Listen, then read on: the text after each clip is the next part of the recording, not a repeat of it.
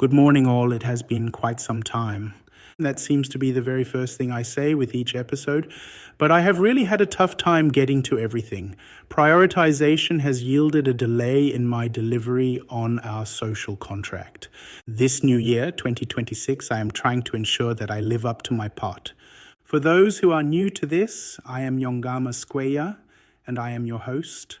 I am your chief pathfinder as we continue our journey into entrepreneurship and venturing. Welcome to yet another episode of the podcast that dives to the core of business development and entrepreneurial growth. The beginning of 2026 brings profound reflections on team dynamics, capital allocation, and the delicate balance between scarcity and abundance in venture development. These themes emerge from both personal observations and professional experiences in the entrepreneurial landscape, offering valuable insights for business growth and sustainability. Team dynamics present fascinating parallels between youth sports and business ventures. Drawing from the 5 dysfunctions of a team, successful teams build on foundational trust, productive conflict, commitment to decisions, mutual accountability, and focus on collective results. Observing young soccer players, specifically 14 and 8-year-olds in their developmental stages, reveals striking similarities to venture team behavior. From emotional reactions to position assignments and team cohesion challenges, these youth sports scenarios mirror the complexities found in professional business environments. The raw emotions displayed in youth sports, including instances of players walking off the field in frustration during losing situations, directly parallel similar behaviors in the business world. This observation becomes particularly poignant when considering how co-founders sometimes abandon their ventures during challenging periods. The fundamental truth emerges that working with others, while potentially rewarding, remains one of the most challenging aspects of both sports and business development. The discussion of abundance versus scarcity in venture development reveals critical insights about innovation and constraints.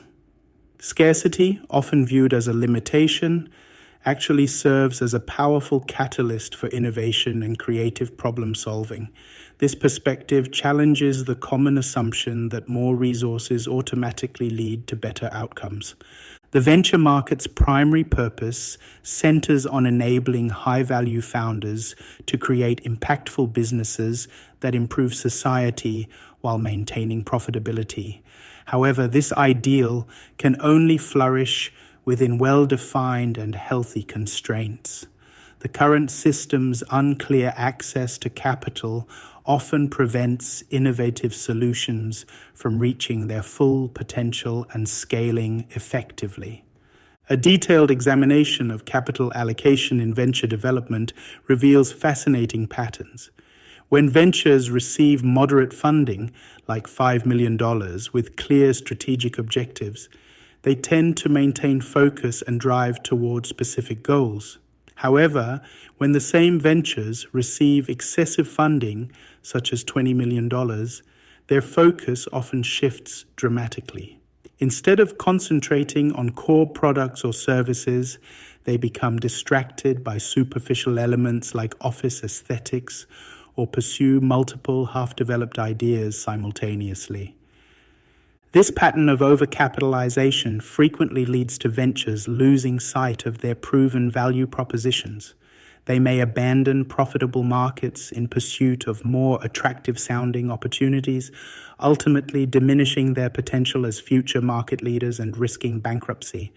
This phenomenon demonstrates how excessive resources can paradoxically become a liability rather than an asset.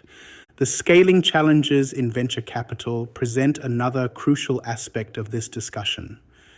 The industry axiom that venture capital doesn't scale well holds true across various currencies and markets.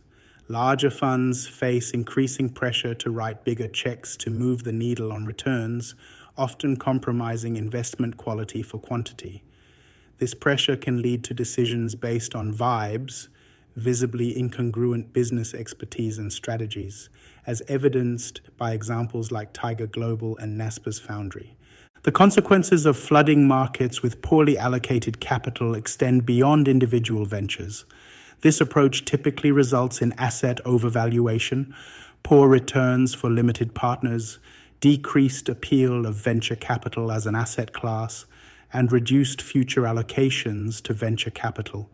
The cycle demonstrates how excessive capital without proper focus and allocation can damage entire market segments.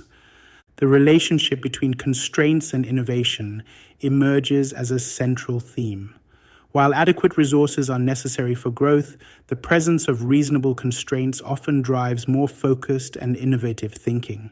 Teams operating under appropriate constraints must prioritize effectively, concentrate on creating genuine value, and maintain discipline in their strategic decisions. This perspective suggests that sustainable growth often emerges from working within reasonable boundaries, while maintaining laser focus on core objectives. The key lies in finding the optimal balance where funding enables growth while maintaining sufficient pressure to innovate and execute efficiently. This balance becomes particularly crucial in environments where access to capital varies significantly. The implications for venture development and investment in 2026 and beyond are significant.